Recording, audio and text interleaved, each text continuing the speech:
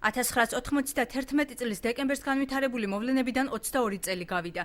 ზვიად გამსახურდიასა და ოპოზიციის მომხრეთა შორის შეიარაღებული დაპირისპირება 1991 წლის 22 დეკემბერს დაიწყო.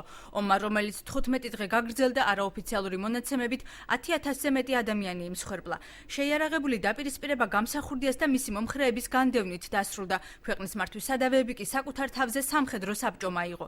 სამოქალაქო ომის სახელმწიფო თუ სამხედრო გადატრიალება ამ პერიოდით შეფასება დღემდე დავის საგანია.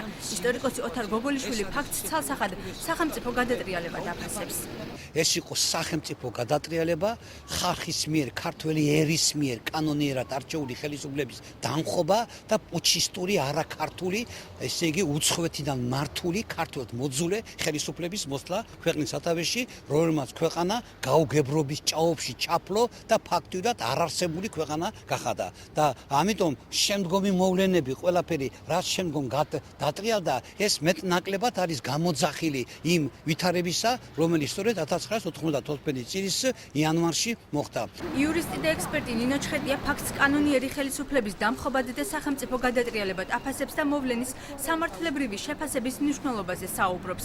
მისი თქმით, ომის სამართლებრივი შეფასება საზოგადოებაში დაგროვილ კითხვებს გააქარწყლებს და ქვეყნის სამომავლო განვითარებისთვის აუცილებელია.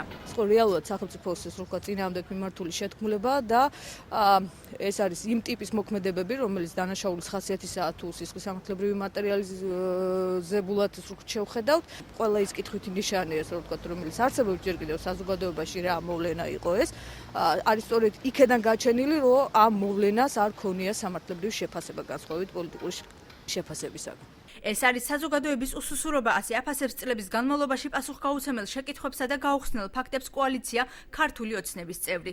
გიორგი მასალკინი ამბობს, რომ ფაქტის გახსნის სურვილი და უახლეს ისტორიაში ქეკვა შესაძლოა არც ახალ ხელისუფლებას ჰქონდეს, თუმცა მისი აზრით ეს საზოგადოების აქტიურობაზეა დამოკიდებული. არა მარტო ხელისუფლების შეკვეთით უნდა ხდებოდეს, თვითონ საზოგადოება უნდა იყოს შეკითხვების დამსმელი. და მაშინ მოუწევს მხოლოდ ხელისუფლებას ამ შეკითხვებზე პასუხის გაცემა, იმიტომ რომ ზოგჯერ ხელისუფლებაც არ არის მზად რომ უპასუხოს, ზოგჯერ სურვილიც არ აქვს მზად რომ უპასუხოს, იმიტომ რომ რაღაც რეაქციებს იწვევს ეს სამართლებრივ და ასე შემდეგ.